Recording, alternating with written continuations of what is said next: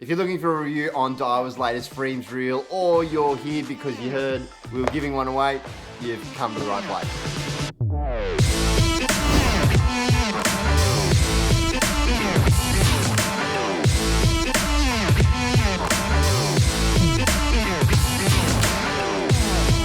Today we are looking at Daiwa's 2021 release of the Freams LT. Got my hands on a 2500 version. I've probably had it for around about 2 months-ish, close to that, and it's probably been on the market now. It should be at your local tackle store. It's been on the market for around about 3 or 4 weeks. So today we're going to talk about the reel, some of the specs, how it felt on the water, and I'm going to chat about how I spool my reels and this reel in particular. I'm also going to talk about something that Daiwa are really excited to announce when it comes to the material that they're making this reel out of. And I think all that info tells us who the reel is designed for and whether or not it's designed for you. Like I said, we're going to give one away as well, so that's pretty exciting. So typically I throw a little bit of a montage in here about the reel. I'm going to be a little bit cheeky. I've been doing some work for Daiwa at the moment, and I've got a video here that highlights the frames nicely. I'm being a bit cheeky. Daiwa might tell me to go make another one. That's okay, I'm alright with that. Check it out.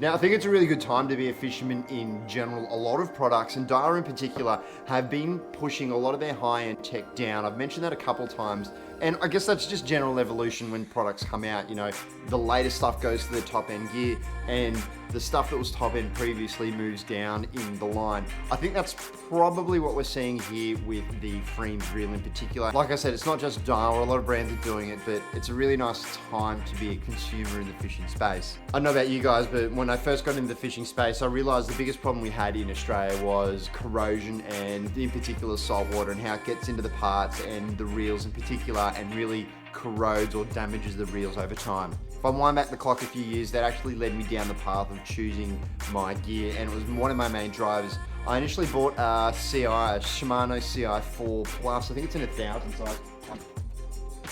This guy here, it's got line all over. It doesn't look that attractive at the moment, but it is still going strong. It's nice and smooth. It does make a little bit of audible noise, but it's nice. And the reason I don't use this one is just the ergonomics are a little bit too small for me on the 1,000 reel, and I actually don't like the height or the depth of the reel itself. I think it's a little bit small. It prevents the casting distance from being that great.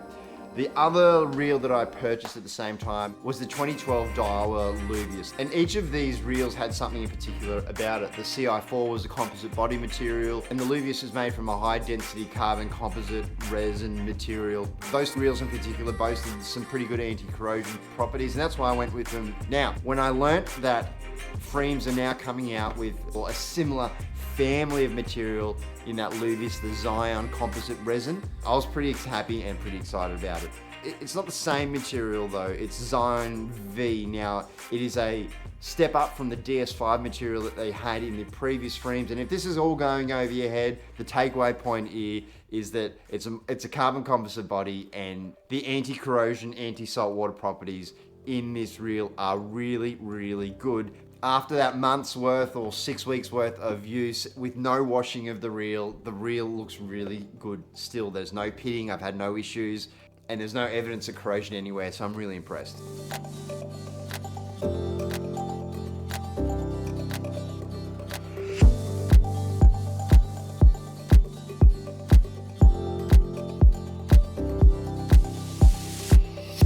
out of the box, the first thing that I really noticed and was impressed with the reel was the color scheme of it. It looks like a really classy reel. That gold and silver scheme works really nicely on the eyes. And for the $249 price tag, the reel looks much more high-end than what it is. In terms of the spools, I'm not a huge fan of spools that are short and deep like that Shimano was. I talked about how good it was, but I'm not a huge fan of this short height, if that makes sense. All the line is packed deeply, and in my opinion, that affects how quickly the line comes off the reel and how far you can get a cast. But I was pleased to say, out of the box, the 2500 actually had a really nice length to it. So you're going to be able to cast lures using this reel, not being inhibited by the fact that you have a deeper spool. It's going to work really nice for you.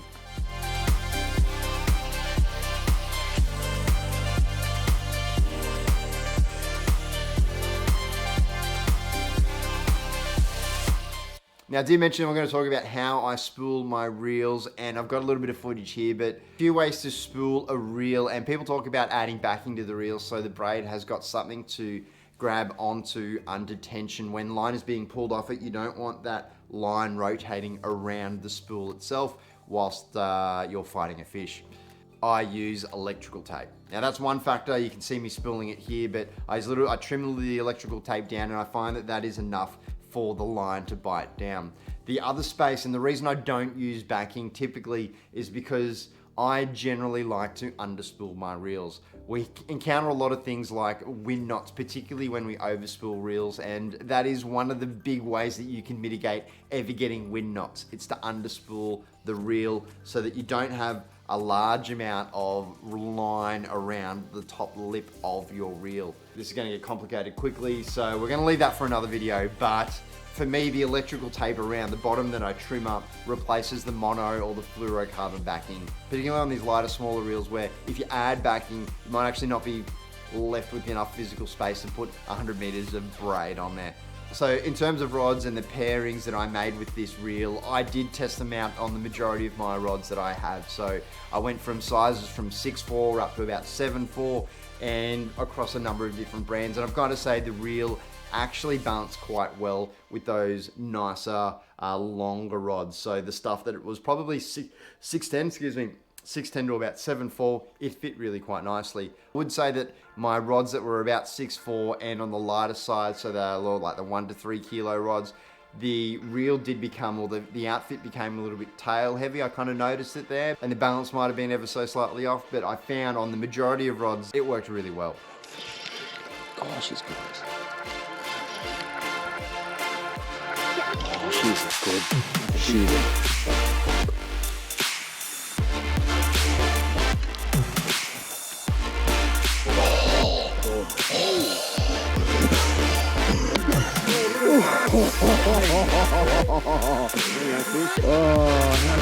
That's the biggest bream I've seen in my life.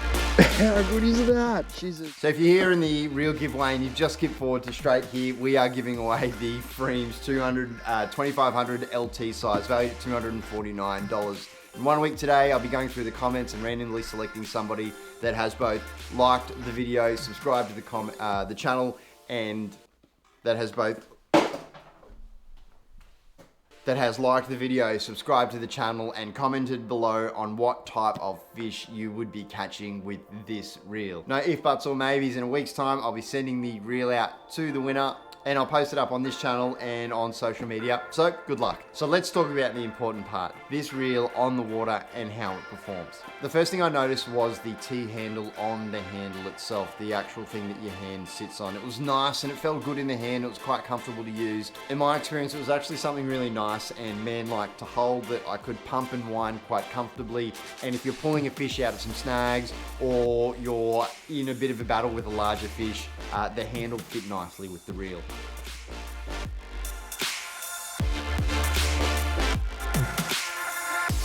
In terms of its line management, it managed the line really quite nicely. From the footage I'm showing you here, you can see, you know, it was windy on multiple occasions that I've used it. The reel performed really well in terms of anti-tangle. It hasn't once given me a wind knot at the moment, and I have had the loop over the top of the spool every now and again, but the management of the line has been really quite nice. Per 10, you get a nice length of the retrieve at around about 75 centimeters, and I mentioned the max drag of 10 kilos before.